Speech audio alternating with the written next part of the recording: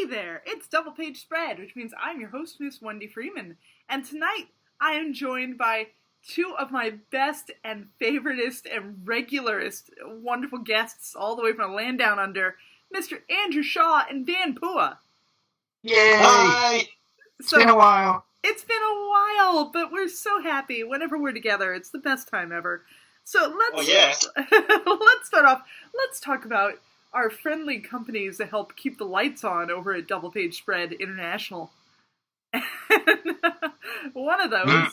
Discount comic book service, dcbs.com, if you're in America, for all your big swinging discounts on your comic books. They're great for that sort of service. Black Phoenix Alchemy Lab.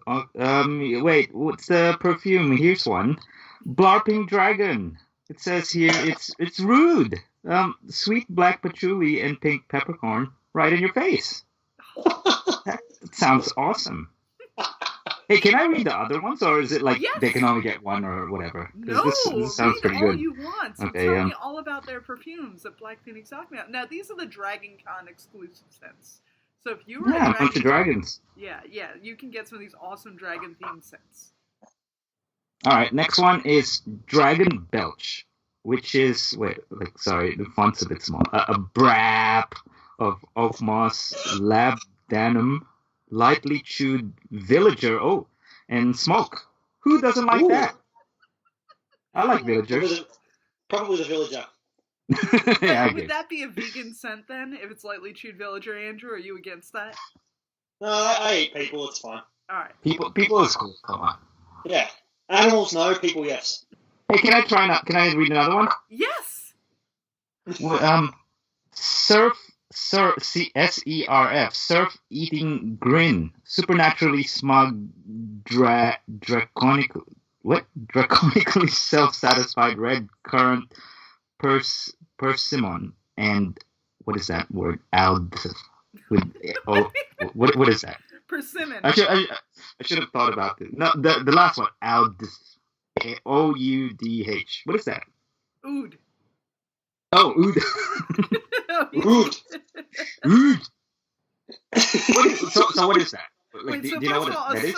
a serf is like a peasant. So Okay. Supernaturally smug, draconically self-satisfied. Red currant, persimmon, and oud. What is oud? Oud. It's some sort of herb or something. I don't know. Oh, okay. All right, good enough. But like persimmon is a fruit, and red currants are kind of like, you know. Ooh! Oh, there's a lifestyle. These are great. I want all of these. Wait, read the lifestyle blogger dragon. Oh, let's see. Positive vibes only. Apricot squeezed vanilla bean with a squirt of peach coconut milk and a floofing of marshmallow. What is floofing? Is that like a young people thing? But it's great. I want to smell like a floofing of marshmallow. What is a floof? Like that sounds like a euphemism. Is a floof a measurement of marshmallow? I'm gonna go floof my marshmallow. I'll be back. I floof my marshmallow all the time. I enter a room and people are like, that's a floof of marshmallow, Wendi. Get over here.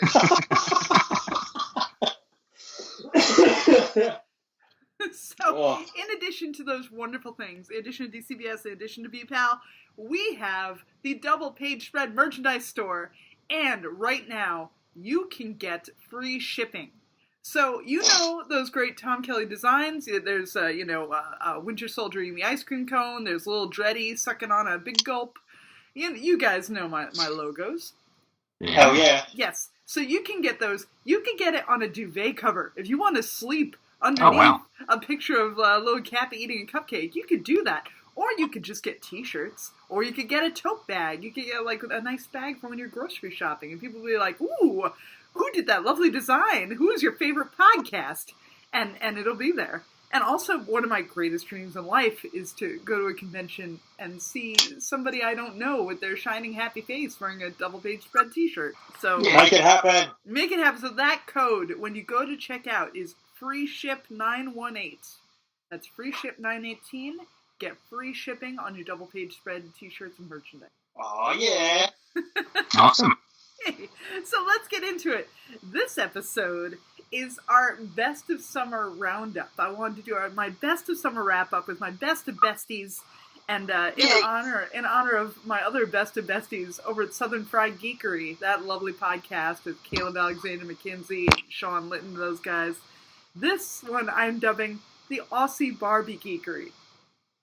Yes! Because we are not Southern Fried, we are Australian barbecue on this episode. That's right. Very cold because it's winter here. Oh, shit! Once again, I know nothing about whatever pole you live near, where the fuck you are. I don't know. It's actually really nice today. It's sunny outside, so it's almost summery. Alright, good. Well, it's sweltering hot here today. It was super hot and gross today. Yeah, you can keep that. I like winter. Alright. Well, and this is our best of winter episode. Our best of sumter. Winma? I don't know. Our best of the months, the seasons that are autumn and spring. Yes, but then don't you get like all the hot summer movies and stuff like down there during this season? Yeah, pretty much. We get it at the same time as you guys. It's just, it's our winter series. Yeah, the hot winter movie preview. Yeah, come and sit in an air-conditioned cinema and get really cold while watching a movie. That's awesome. Once again, this is a display of my profound ignorance of geography. I'm glad I can bring that out. We're used to your ignorance, Wendi. I'm just not as smart as you. So I wanted to also doing more housekeeping. I wanted to keep people up to date on the Freeman life, the Freeman lifestyle. As a lot of you know, well, first of all, let me say, I wanted to thank Andrew Sanford and Lisa Sanford, LA Rabbit and Pink Bunny, on the Twitters. The rabbits. Yes, the rabbits, the most wonderful people.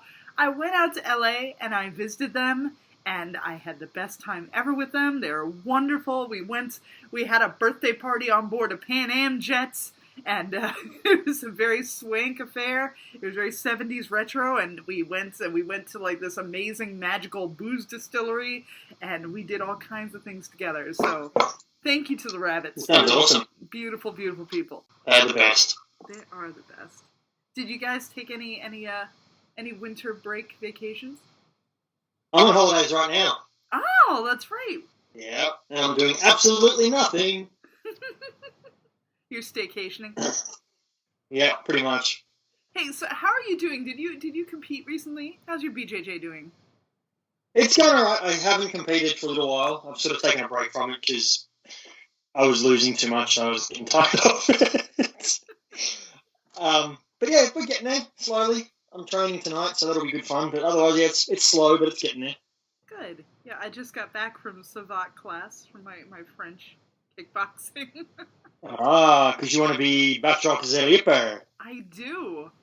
It's been my dream, my long-time dream to menace Captain America. Yeah, kick him in the face. with a pointy shoe. Yeah.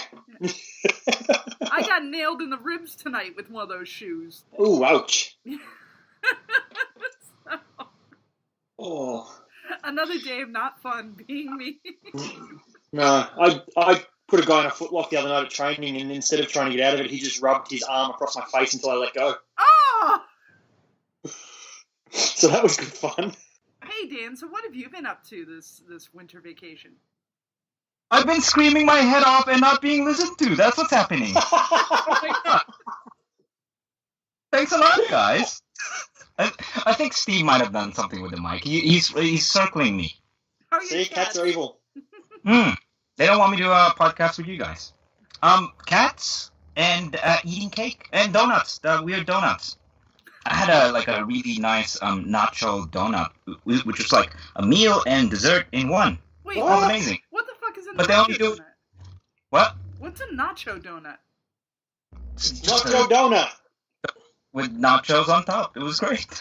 Oh, and you had some sort of curry donut. Yeah. Oh. That was alright. But it was alright.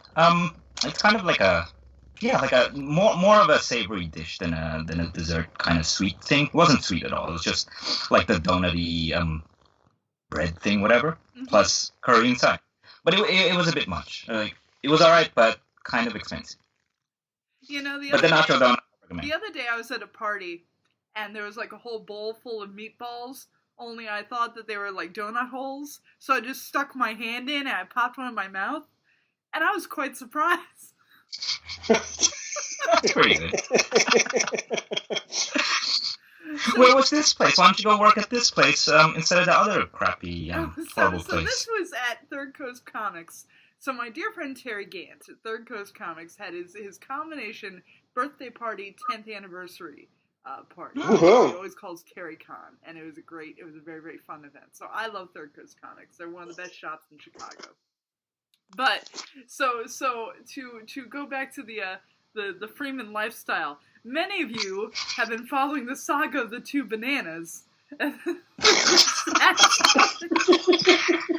Of how even just the name sounds like amazing. So the terrible stockbroker company that reported me to my boss for taking two bananas while I was on crutches, they finally fired me. And they fired me on my birthday because... Happy birthday! Thank you. I didn't know it was on your birthday. That's even more horrible. It was on my fucking birthday. Fuck those guys. They fired me because I took a second piece of cake on Cake Day. If there's a day that you could have at least one more slice, it should be on your birthday. What the hell? I know. The fact that I was fired on my birthday for a cake-related offense. And they knew. The woman who called to report me to my boss knew that it was my birthday, because we had a conversation about it. God, that's horrible. Yeah, so literally right now, I'm in the midst of a crisis, because, like, I don't know what to do with my life anymore. Like, I don't know. Should I pursue more massage jobs? Should I try to find something else that's more productive? I'd like to... I don't know. I don't know what to do anymore. You should wander the earth like Kane in Kung Fu. I should be Makes sense. I should be some sort of gun for hire or some sort of... I should be some sort of, like, professional revenge bitch. Where, like, that'd be awesome. I beat up, men who abuse women or something. Like, you can hire me. I should be like the A-team or something. Yeah, that'd be great. Wendi Wick. That's right. If your dog is in trouble, I will find them. So there you go. You got my number, people. Yeah. I don't know what else. I don't know what to do with my life. Anything you want. Exactly. Well, I'm not really good at anything. I get yelled at. No, I get yelled come at on. and fired all the time. That's not true. I was fired from a massage job because the client didn't like the classical music station I was playing. Oh, jeez. Like, I don't understand this. Why don't people tell me what I'm doing wrong while I am doing it wrong? Why do they wait until, like, the next day and drop it on me? I don't understand. Because people are jerks. I think the problem is theirs, not yours. Mm-hmm. Yeah. Like, you're fine. I mean, I've seen you once or twice. You're okay, I guess. I don't. It's great. I mean, you're great. That's like, you're really great. Thank you. No one complains about my massages. That's not the complaint. People complain about stupid shit. Well, of all the things to complain about, I like classical music. Why not? Like, play classical music while I'm getting massaged. Why not? Right. It's not like it was, like, bombastic. It's not like it was Wagner or some shit. I would listen to that as well. I don't mind. Get a fly to the Valkyries while you're getting massaged. Right, that would be a little weird. But people fire me for various things. So, yeah, so I am gainfully unemployed right now. and drifting. I'm drifting aimlessly through life, trying to figure something out. I don't know. Someone's going to hear this and they're going to call you. They're going to be like, exactly. Oh, Wendi would be good for this and that. Yes, yeah. I hope you'd be good for a lot of things. Yeah, I hope they say, like, Wendi, you're really good at talking about comics and movies and movies. Mm. If only there's a job for someone to do that. Any work trauma for you, Andrew? You hate your coworkers. No. I've been here a long time, so it's all just... I just ignore most of the shit that goes on there. No. It's just easier. At least you got a bit of a break. How long's your break? Yeah, exactly. Not back till the 8th of September. Oh, that's great. So about a bit over 2 weeks. It's been nice. Oh, that's wonderful. How are your daughters doing? Yeah, they're good. Kicking along fine. They're, getting too old for the age that they're at, and giving me more grey hairs every day. Do they go back to school? No, forgive me, once again, my American ignorance. Like, all the kids are going back to school this week. So in my mind, children all over the world are going to school. No, they've been at school. It's our summer break is at the end of the year, because you guys do that weird semester in each year sort of thing. And yeah, so they've been. I mean, I think the school holidays are coming up in about 3 weeks or so. They're mid-semester break, so they'll be done soon. And maybe I'll be working the whole time, and they'll be Amy's problem. Evie's currently obsessed with the Harry Potter books, which is pretty cool. So I'm reading them along with her. So what was the last movie you saw? So I went to go see Crazy Rich Asians today, and it was delightful. It was charming. Oh. Is it just Dan's life story? Yes, I imagine Dan is very, very modest, and he's not admitting to us that his family is filthy rich. Yeah, filthy rich in cake and pastries and things, but not money. That's a high fine crazy, filthy cake Asians. I was gonna say crazy and rich, not crazy rich. I don't know. I'm not there yet. Come back in 5-10 years. Let's see. You can make a sequel. Yeah. Well, I'll try to aim for the sequel. I'd like to start with Michelle Yeoh. Is she good in it? Oh, of course, she's great. She's Michelle Yeoh. I mean, sadly, she doesn't, kick any ass or anything, but she's still wonderful. She like the mother or something? Star Trek Discovery Michelle Yeoh is awesome. Evil Michelle Yeoh. Yeah. She's great. Or is that spoiler? No, I think it's great. I think we've talked that there's a mirror universe in the... Okay. Isn't there one in every Star Trek? Yes, I think there has been. I think it's the same one. Yes. They just, yeah. Tell me about what you're reading now. I want to hear, what comics have you guys read in the last... Who wants to go first? You go, Dan. Go on. Oh, put me on the spot. I don't know if I can read anymore. I don't, I read so few comics. Cul de Sac. That's the one that comes to mind. Not just because it's you, that I'm doing a podcast with, but yeah, I haven't really read much. It's hard for me to remember digital comics. I have a bunch of digital comics that I bought in bundles and things, but physical is more memorable. And I got a copy of a physical Cul de Sac from you. It was great. Yeah. And not only it's popular around the office as well, because I just left it lying around and people were like, ooh, look at that creepy comic. Which sicko wrote that comic? Yeah, written by that creepy guy. Yeah. So congratulations to you. That's on Comixology. Mm-hmm. Finally, it's the way for us to get it a bit more overseas, because the shipping was killing us. It was costing twice as much as the cost of the book to ship it overseas. So that's awesome. How much is it usually on Comixology? It's $3.99. Yeah. So it's $15 for a physical copy, but $3.99 on Comixology, which is great. It means that people overseas who don't really want to pay $45, which I don't blame them, can get it straight into their hands straight away. They should buy a bunch and give them out for Halloween. Halloween's coming up. I wouldn't give that book to kids. Get them started early. My kids haven't even read it yet. Oh, no, it's fine. It's fine for kids. Well, I guess it depends on the kids. depends on the parents. Kids always get jokes about, World War II Australian armies and stuff. They get down with that. They know everything. Sure. Bomb shelters and bunkers. They remember that. Yeah. They remember that. Building one, and then, the futility of, oh my god, I'm stuck in it. Mm-hmm. What do I do now? What do the kids say? The book is lit. That'll do. So remind us, who was your artist on this book, Andrew? Will Clayton. All that beautiful hand-painted art he did. Oh, he did a magnificent job. He makes my words look better than they ever should be. So what are you reading? What are you reading right now? I picked up a book the other day, the first issue, called Crowded. issue 1. It's written by Christopher Sabella and drawn by Rose Stein. And it's... I like Christopher Sabella's writing. I always have. I think he's a fantastic writer.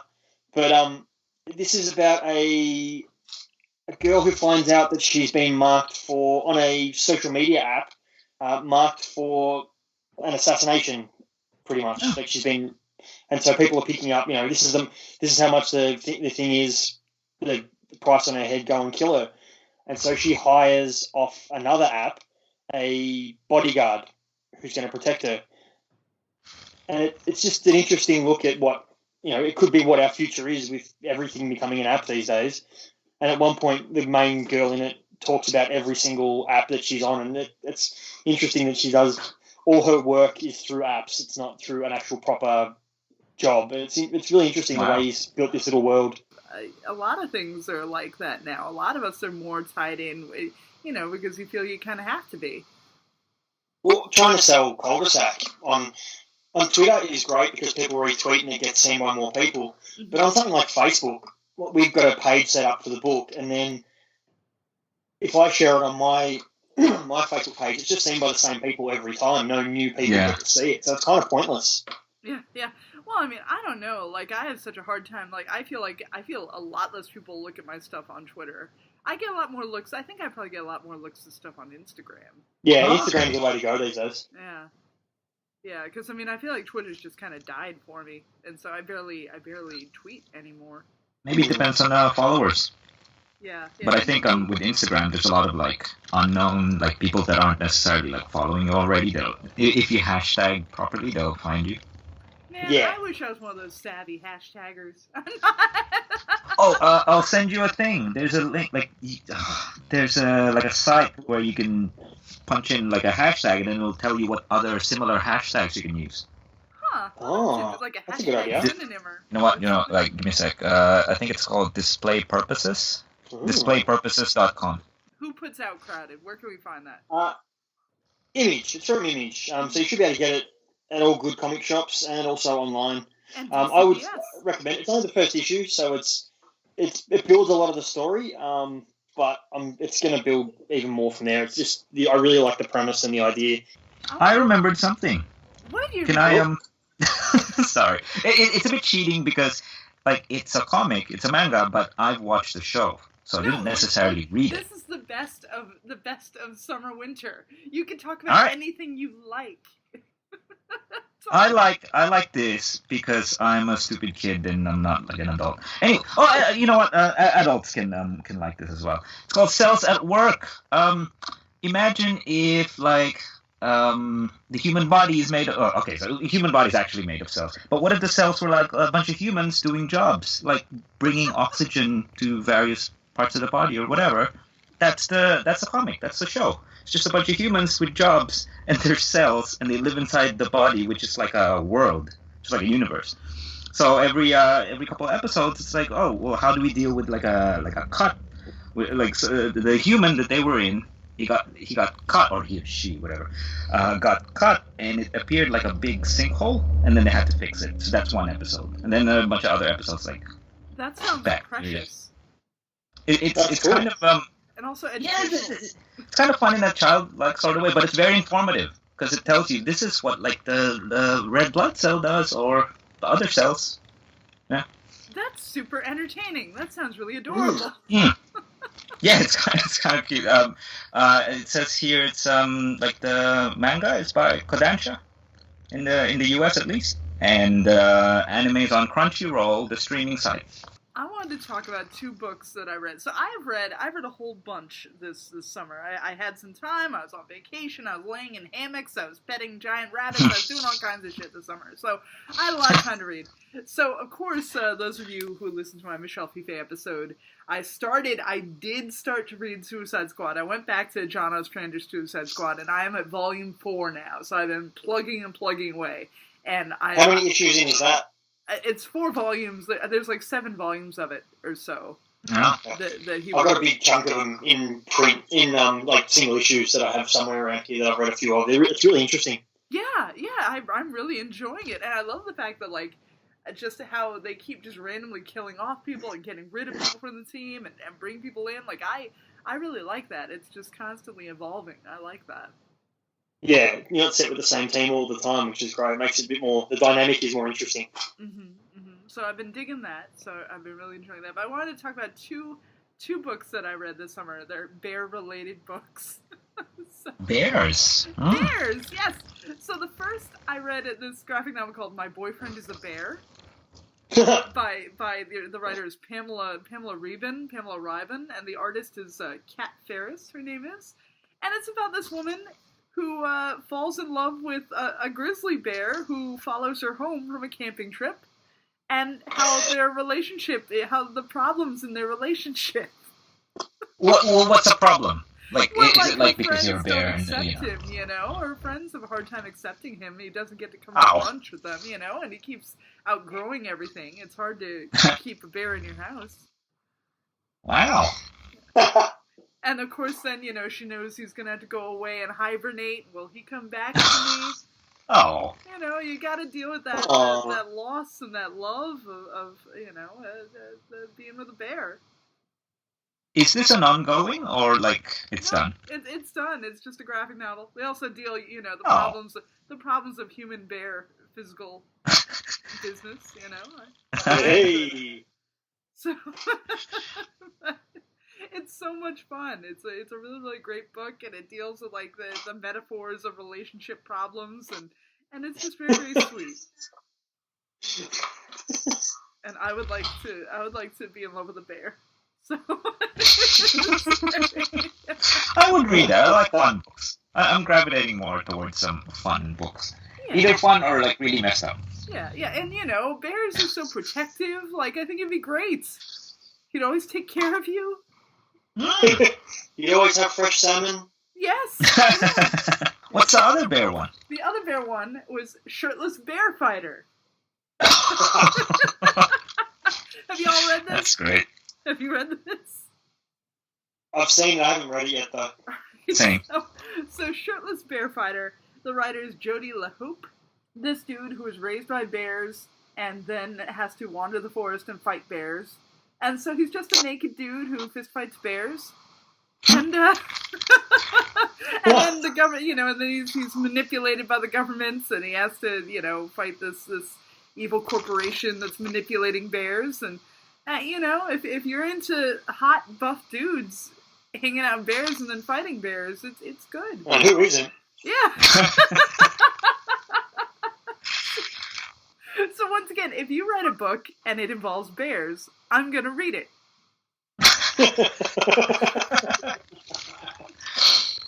I know how to get you to read my next book then. Yes. Bear de Sac. There's nothing but bears. I don't know if you should say Bear the Sack on... Yeah, exactly. If you had a book called Bear Sack, it might be about something else. A sack full of bears. I know what you're getting at, Wendy.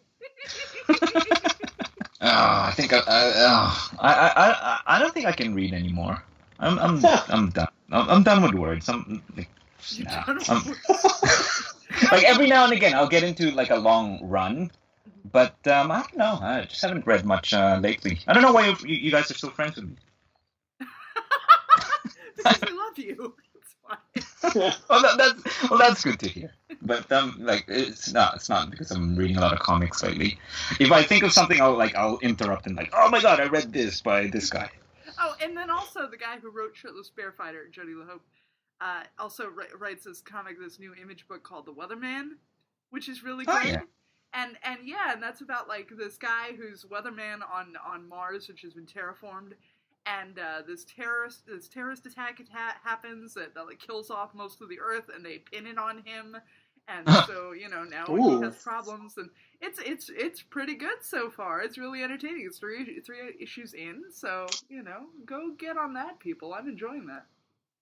That seems like an interesting premise. Yeah, so I need to get this dude on the show. I need to get him on the show. Yeah, for sure. Note to self, I'll write that on my giant bulletin board, my whiteboard. I keep a big board of my list of guests I've had and guests I'm in contact with.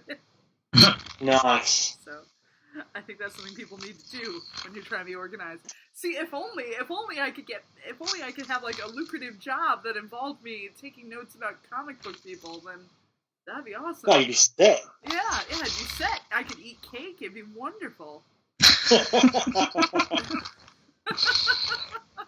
I'm gonna put that on my resume. Eats cake, talks about comics. Yeah. And gives a good shoulder rub. Yes, I give a good shoulder rub. I mean, really, there's no reason why I shouldn't be president. You've got to rub. Right? You've got to rub something else to get president. Oh my god.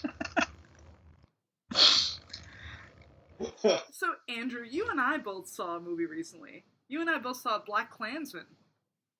It was phenomenal. Are you a Spike Lee fan?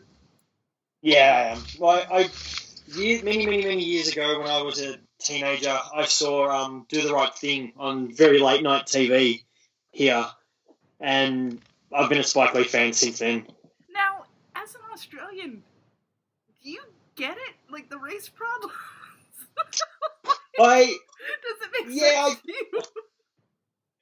When I was a teenager, I went through a big stage of watching lots of African American movies, watching Friday and Do the Right Thing and House Party and Dead Presidents. Mm-hmm.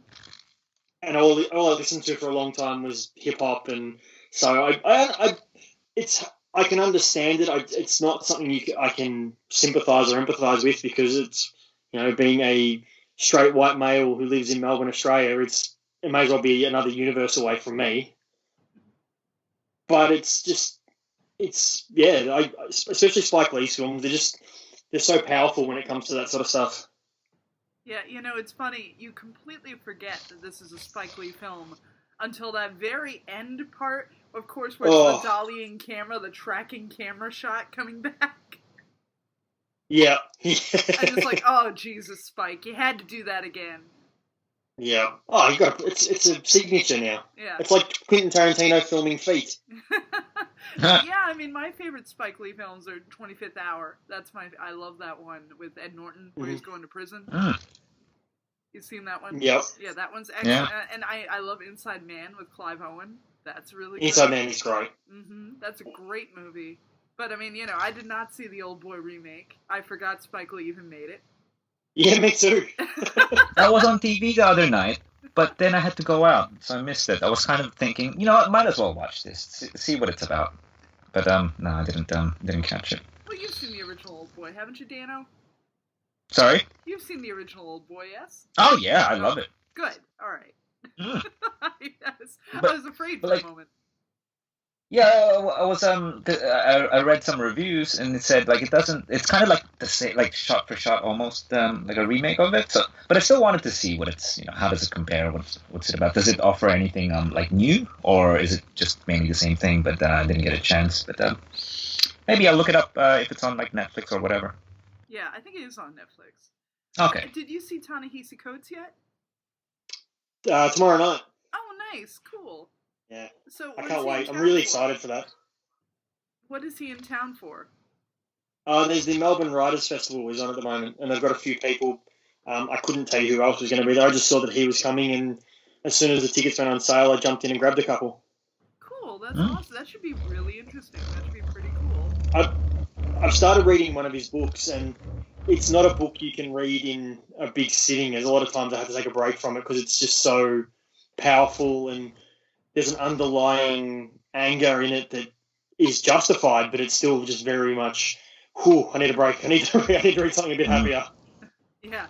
It's dense. It's very. I mean, I've heard him on NPR, and I've read some stuff.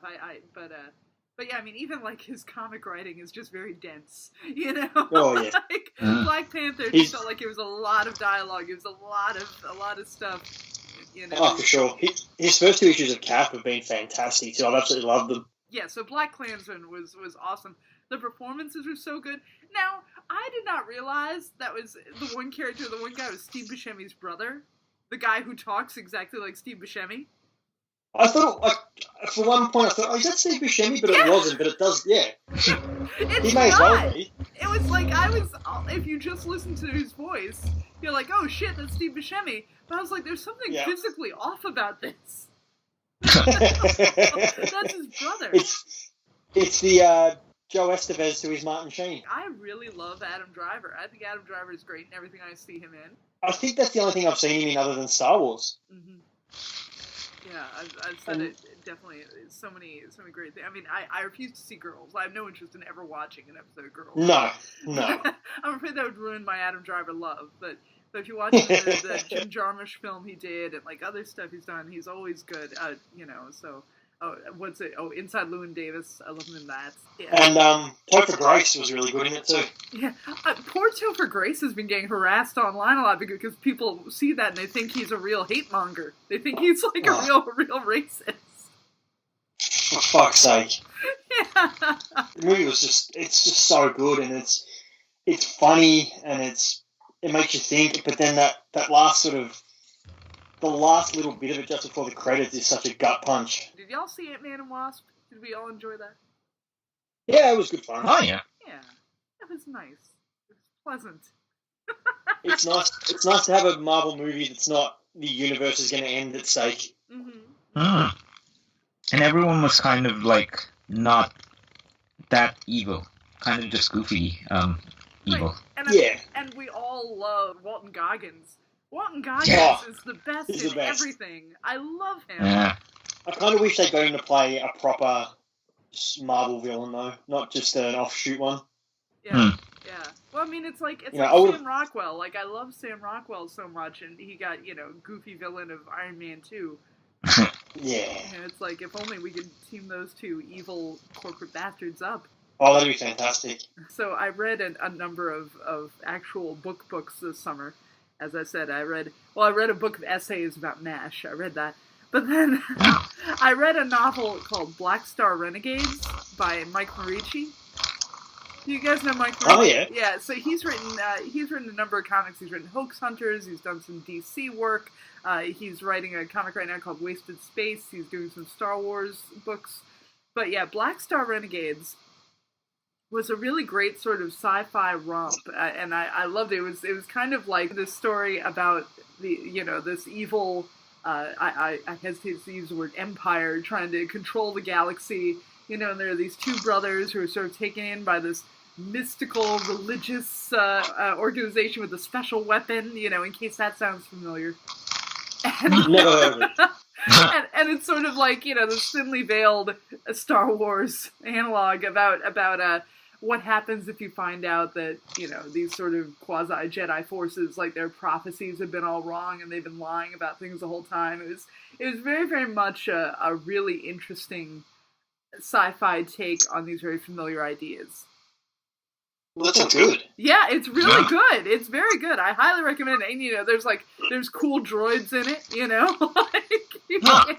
you can't go wrong with that. But yeah, it's very, very much the premise of like, what if we've been taught these prophecies about like there's going to be the one, he's got this magical weapon, and he's got to completely defeat this, this evil government.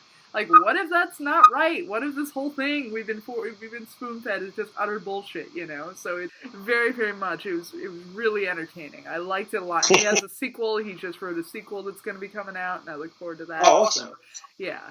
So plenty of cool aliens and space fights and shit like that. Basically, if you like Star Wars and you're tired of bitching about Star Wars or hearing people bitch about Star Wars, you should read Black Star Renegades.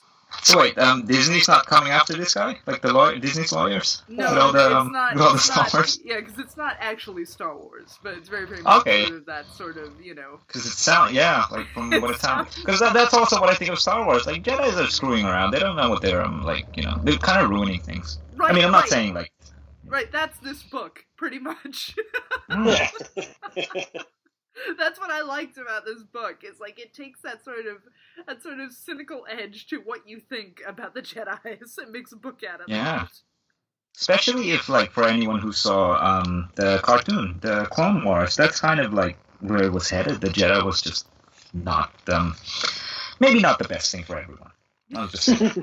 Maybe the Jedis, should have kept their nose out and things. Who knows? Exactly. There's a reason why Luke's bitter.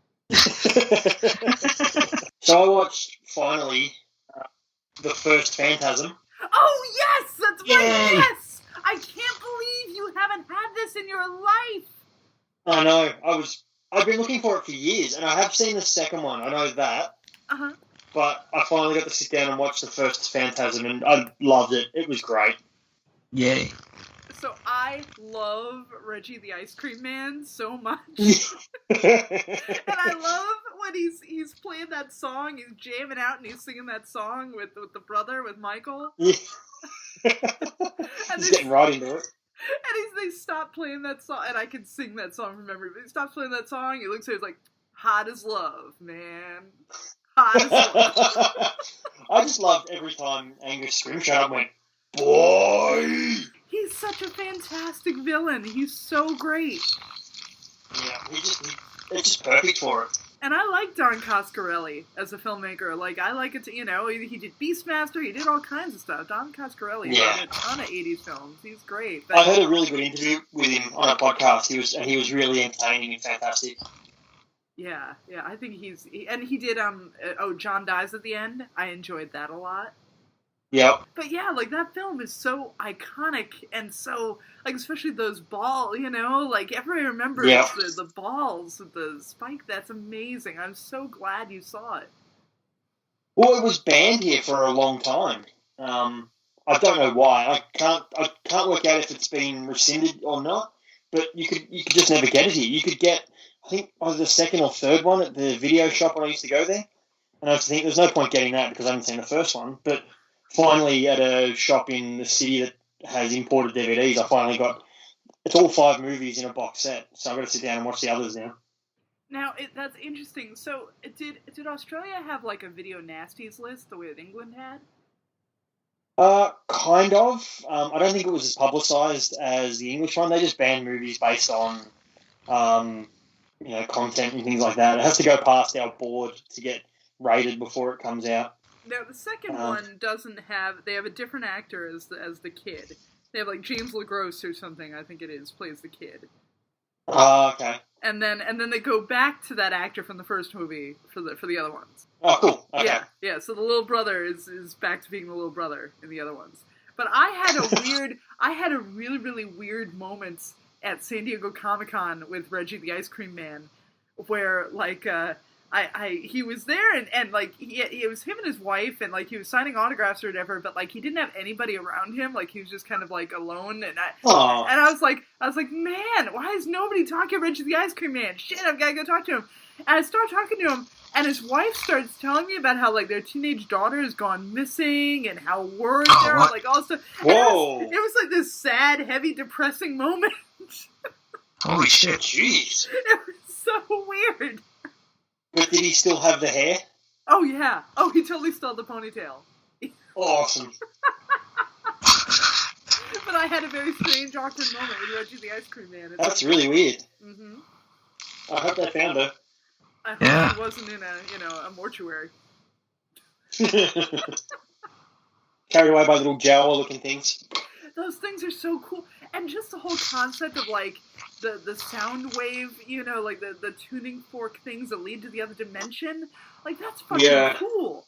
Everything about that movie was so, like, dreamlike and weird. Yeah. Oh, there's just bits and pieces of it where, like, when he's in bed and then all of a sudden it cuts to the tall man standing over him, and so many little flashbacks and flash forwards and dream sequences. It's so clever. And the ending. Oh, my God, what an ending. Like, think about it. You had no idea there was going to be a second movie when that happened. Like, it was so great. That was such a great... And like, the weird, like when they're chasing around the giant bug thing in the cupboards. Oh, yeah. Oh, yeah, that terrified me. I saw that when I was, like, 10, and that horrified me. I was talking to Amy about that the other day, because I saw Jaws, and I'm pretty sure it was the remake of The Blob when I was pretty young, like 7 or 8. Must have been 7 because Dad showed it to me, and and I said, "Oh, maybe we should show the girls this." And she's like, "No, our girls will be too scared to watch that now." But it's interesting because there are things that you don't think will scare kids that totally do. Yeah. Like kids are scared of the strangest things that you don't expect. Like I was terrified of Yellow Submarine. I was terrified of that. Oh, really? Yeah, I was terrified. I remember my mom playing Pink Floyd The Wall. I remember being absolutely terrified of that, like the weird animation stuff in it. Like, very strange stuff really scares kids, So, I don't know. Like, sometimes I think, especially like if you're a little kid and you see like Nightmare on Elm Street movies, like, it's kind of funny. So it's weird what will and won't scare children. Yeah, it's true. I mean, we showed the girls Dark Crystal a couple of years ago, and for a while the Skeksis scared the crap out of them. Oh, hell yes. Oh my god, they're terrifying. Yeah. And the same thing, Return to Oz. You ever see that one? Oh, that's a horror movie. That's not a kid's movie. Yeah, that's terrifying. Those wheel creature things. Oh my god, I was horrified by that. Yeah, no, I don't think I'll show that to the girls for a while. Yeah, Dan, is there anything that you were too young for? You saw a little too young? See, I was thinking, like, what scared me back then? Maybe just don't have a good memory. I remember being at my uncle's place, and they were showing The Running Man, Arnold, Yeah. and there's a lot of people getting killed. And I don't know, maybe I was just really young. I thought, oh my god, or maybe like they were acting like, oh my gosh, this is like a big deal. But then I saw it like much later. I thought it was the most fun thing. Yeah. But yeah.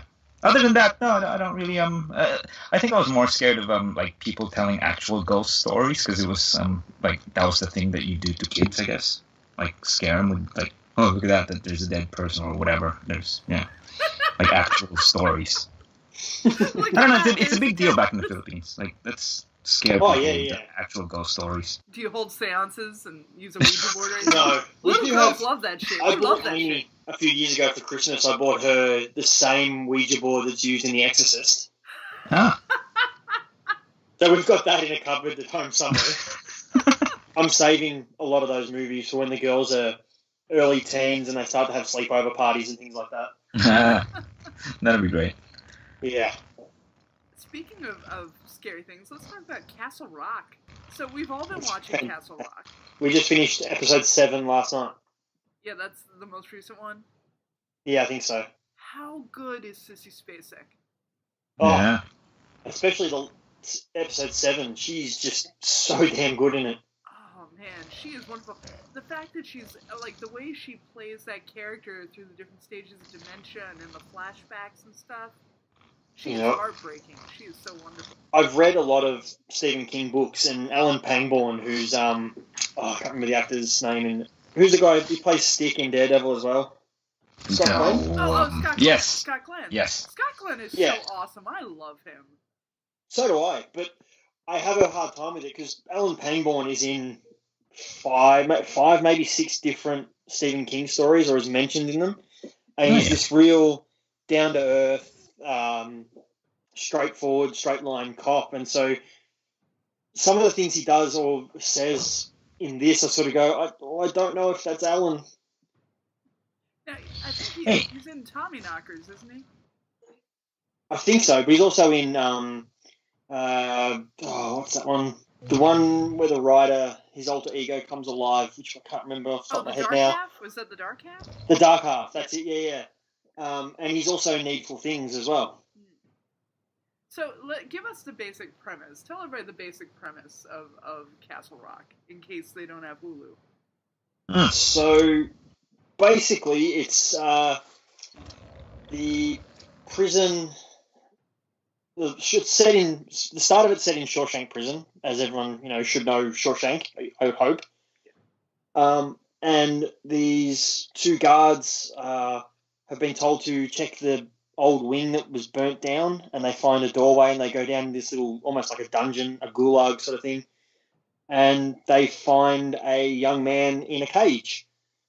And the only thing he says is a name, which happens to be a lawyer who is currently in Texas but used to live in Castle Rock. And the lawyer comes back and it all sort of goes from there, and he's dealing with his mum who's got dementia and a female friend who has psychic visions, and he comes back to town and he was the boy who went missing, and his adopted father, died at the time. So it's all the stories sort of all interconnect as they go along. What's the because I'm not like super familiar with all the Stephen King novels. What are the Stephen King stuff in here besides like Shawshank? Well, Alan Pangborn, who's Scott Glenn, he's in a bunch of stories. And The young girl, the girl who's named after Jack Torrance from The Shining. yeah, she took her uncle's name. Yeah. Okay. There's little references in newspapers and stuff. You'll see a reference to a dog killing someone, and this one, I think it's either in the opening credits or it's in the first episode, and it talks about a curiosities shop burning down, and that's Needful Things. Which, also, if the timelines are correct, it's Pangborn. That would have happened years ago before this story, because Pangborn was fairly young in that one. And also, the ringing in his ears is one of the things like the gunman. And Dark Tower. Yeah, thank you. Yeah, so like that references back. And I'm sure there's a ton of Easter eggs. Like, I have not really read very many articles about it because I'm avoiding trying to dig too deep into a lot of things. But I'm sure there's just a ton of Easter eggs we're not getting. Oh, there's stuff that gets mentioned that I go, oh, I know that, or or a name that gets mentioned that I go, oh, that sounds really familiar, but I don't know it at the time. But the great thing is that you don't need to know. You don't need to know that to enjoy the story. Yeah, not at all. Yeah, and I love that actor, the guy who plays the lawyer guy. He was on The Nick. The Nick was that show with Clive Owen that was on like Showtime or something about the Knickerbocker Hospital in New York at like the turn of the century. Oh, yeah. And he was like the first African American doctor in New York, and so like he gets shit on like all the time. Bad stuff just happens to him all the time. And he's such a great actor. And I've always been like, man, why isn't he in Black Panther? Why isn't he in this? Why isn't he in that show? But no, now he has a show and he's great on it. So I'm so happy for that guy. And the other Skarsgård brother. I didn't realise he was so friggin' tall, too. Oh, yeah. How many Skarsgårds are there? Jeez. Too many. The Hemsworths of that. But it makes me laugh that he's in this show when he's also Pennywise in the It remake as well. Oh, is he? Oh, huh. Yeah. So I thought, I don't know what's going to happen at the end of this, but I thought it would be funny if it turned out that he is Pennywise in this show as well. Well, I mean, considering he's so, like, it's so indistinct if he's really evil or not, like, if he is some sort of force of evil, he could legitimately be, who knows? Yeah. And it's the timelines work out that it's 27 years since the last Pennywise attack sort of thing, so it all sort of works. What are some other things y'all wanted to share? Well, other than, like, food? Other than cakes and things? That's pretty much it for me these days. Just a lot, I guess for me, like, just a lot of documentaries and things. Just some odd bits here and there. I don't know. What's happening to me? Why am I just all about documentaries and real life stuff? I used to want to escape from all that. Yeah, but we also live in a really good age of documentaries right now. Like, everybody's been raving about that Mr. Rogers one. Mr. Rogers wasn't really a thing here, so it might not resonate as much with people outside of America. Oh, huh. We got stuff like Sesame Street and things like that, but Mr. Rogers was never really... I only know of it through other American people. Who is your big, like, children's television show host in Australia? Did you have one? Did y'all have Captain Kangaroo? No. Humphrey B. Bear was one. Oh, my. Speaking of bears. I like him already. Yeah. Also in Wendy's Summer of Bears, I saw Christopher Robin in the theater twice. Oh, yeah. I bawled my eyes out both times. I loved it. I love that movie. I don't think that's out here yet. Yeah. It's not as charming as Paddington. It's not as beautiful and fun and rompy. It's much more sad. But I loved it. Looking forward to it. Yeah. Hey, did you see the shark movie, The Big Shark? I did. I saw Meg. Water Transporter. Water Transporter. That's what it is, right? Yes, it's called Water jokes, Porter. You're right. I saw the Meg, and I was sadly disappointed.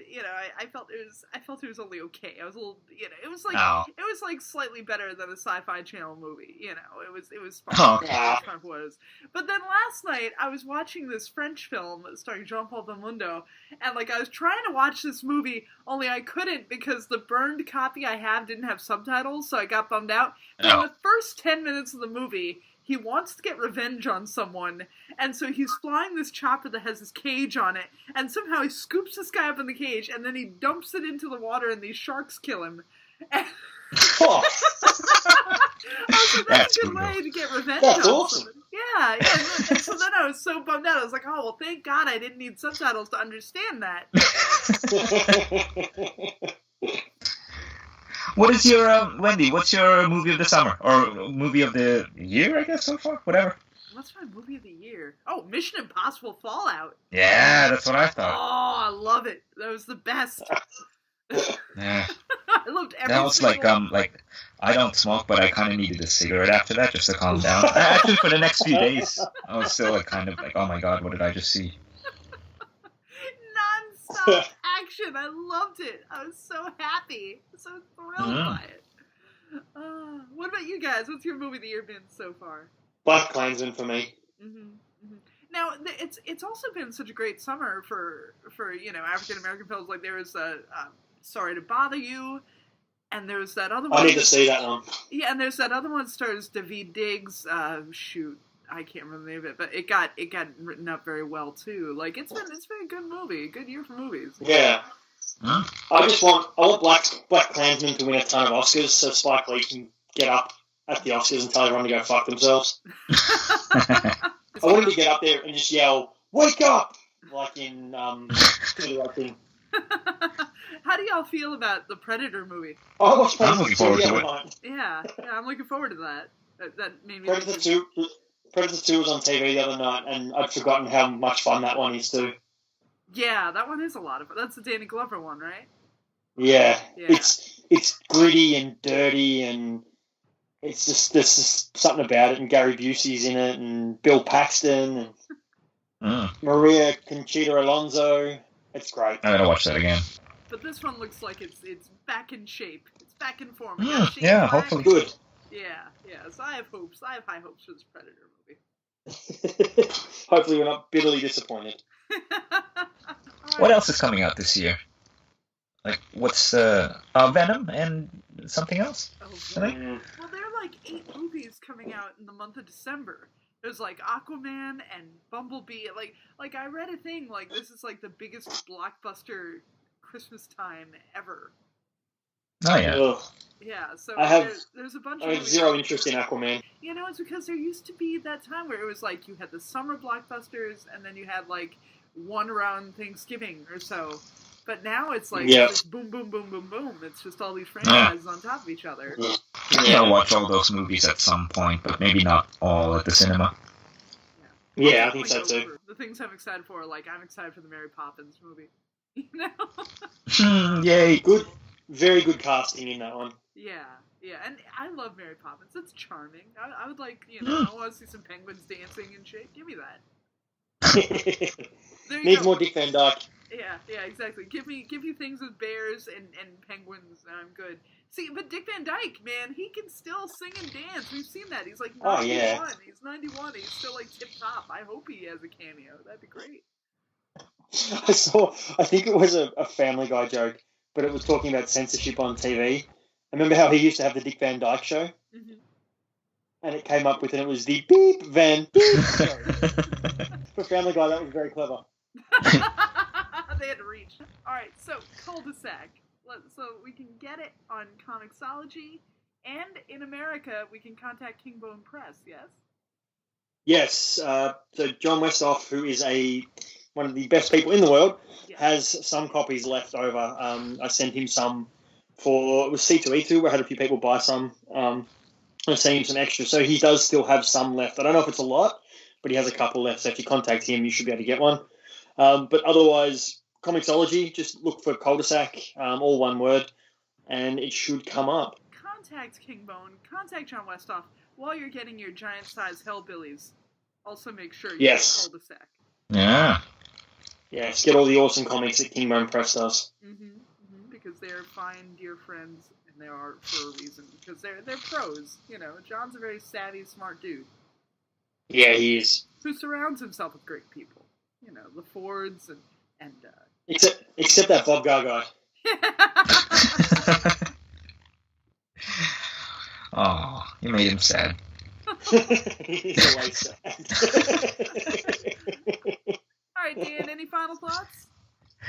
I'm all out of thoughts. I haven't had cake in like a couple days.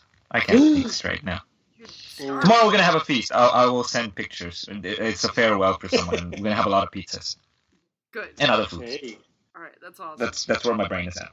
Alright, I love you both. Thank you so much. Thanks for having Thanks for having us. It's always awesome. Always. You had the audacity to leave your menthol cigarettes on the kitchen floor. You know how much I hate you smoking and your asthma always acting up or a fool. You're never really on my mind. I just think of you from time to time. Can finally say I'm sleeping well at night. Don't need weed singing me a lullaby. I feel like I'm your mama, cause it's so damn hard just to please you. But now it's not my problem. I got no more OG love kush for you, boo. I feel like I'm your mama.